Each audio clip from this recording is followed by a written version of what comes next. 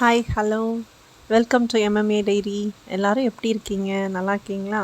இன்றைக்கி நம்ம பார்க்க போகிற டிஷ் பார்த்திங்கன்னா ப்ரான் பெப்பர் ஃப்ரை.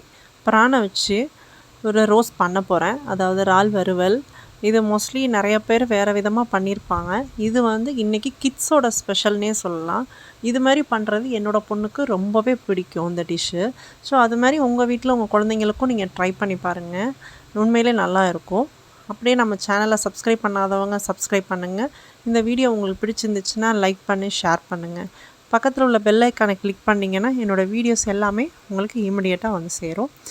வாங்க வீடியோக்குள்ளே போய் இதை எப்படி பண்ணுறதுங்கிறத பார்க்கலாம் வாங்க. ஃபஸ்ட்டு இதுக்கு தேவையான பொருட்கள் என்னென்னு பார்த்துடலாம். நான் ப்ரான் கொஞ்சமாக எடுத்து வச்சுருக்கேன். இது என்னோடய பொண்ணுக்கு மட்டும் நான் பண்ணுறதுனால கொஞ்சமாக தான் எடுத்திருக்கேன்.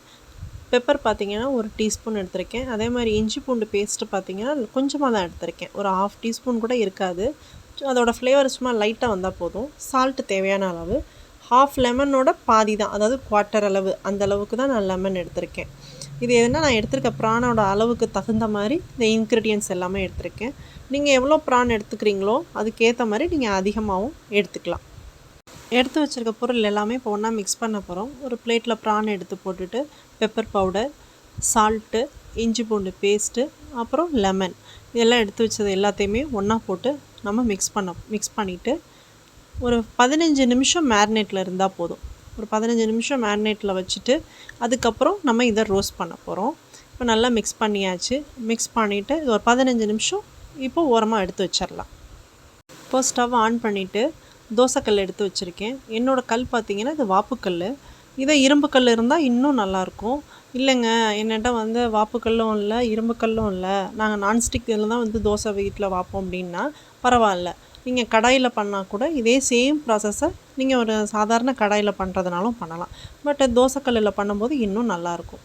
இப்போ எண்ணெயை நல்லா தடவிட்டு அது மேலே நம்ம மிக்ஸ் பண்ணி வச்சுருக்கோம்ல ப்ரான், எல்லாத்தையுமே எடுத்து ஒன்று ஒன்றா நான் எனக்கு கம்மியாக தான் பண்ணியிருக்கேங்கிறதுனால எல்லாத்தையுமே நான் ஒரே ஷிஃப்டாகவே வச்சிடறேன். நீங்கள் குவான்டிட்டிக்கு தகுந்த மாதிரி நீங்கள் வச்சுக்கலாம்.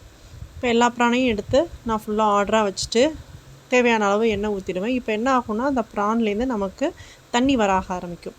அதில் இருக்கிற தண்ணியே வெளியே வரும். அந்த தண்ணி வெளியில் ஓரளவுக்கு அதிலையே பாதி வேக ஆரம்பிச்சிடும்.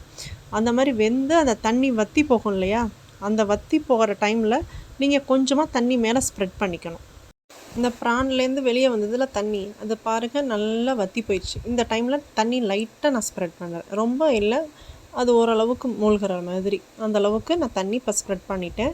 இப்போது இந்த தண்ணியில் அப்படியே பிரட்டி போடணும். ஏற்கனவே ஒரு சைடு இந்த ப்ரான் இப்போது அடுத்த சைடும் கொஞ்சம் வேகணும் இல்லையா, அதனால் லைட்டாக பிரட்டி போடுறேன்.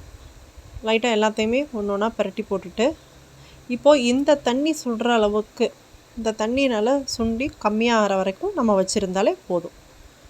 பாருங்கள் நல்லா தண்ணி வற்றிருச்சு. நல்லா தண்ணி வற்றினதுக்கப்புறம் ஒரு 2 மினிட்ஸ் அதில் ரோஸ்ட் ஆகணும். அதுக்கப்புறம் நீங்கள் இந்த ப்ரானை எடுத்து ஒரு பிளேட்டில் எடுத்து வச்சு சர்வ் பண்ண வேண்டியதான். பாருங்கள் உண்மையிலேயே சூப்பராக இருக்கும். உங்கள் வீட்டில் நீங்கள் ட்ரை பண்ணி பாருங்கள். நல்லா சுட சுட இந்த ப்ரான் ரோஸ்ட்டு குழந்தைங்களுக்கு கொடுக்கும்போது அதோடய டேஸ்ட்டே நல்லாயிருக்கும். ஏன்னா எல்லா ஃப்ளேவரும் இதில் மிக்ஸ் ஆகிருக்கும், காரமும் கம்மியாக இருக்கும். உண்மையிலே குழந்தைங்களும் நல்லா விரும்பி சாப்பிடுவாங்க. இந்த வீடியோ உங்களுக்கு பிடிச்சிருந்துச்சுன்னா லைக் பண்ணி ஷேர் பண்ணுங்கள். பாய், தேங்க்யூ.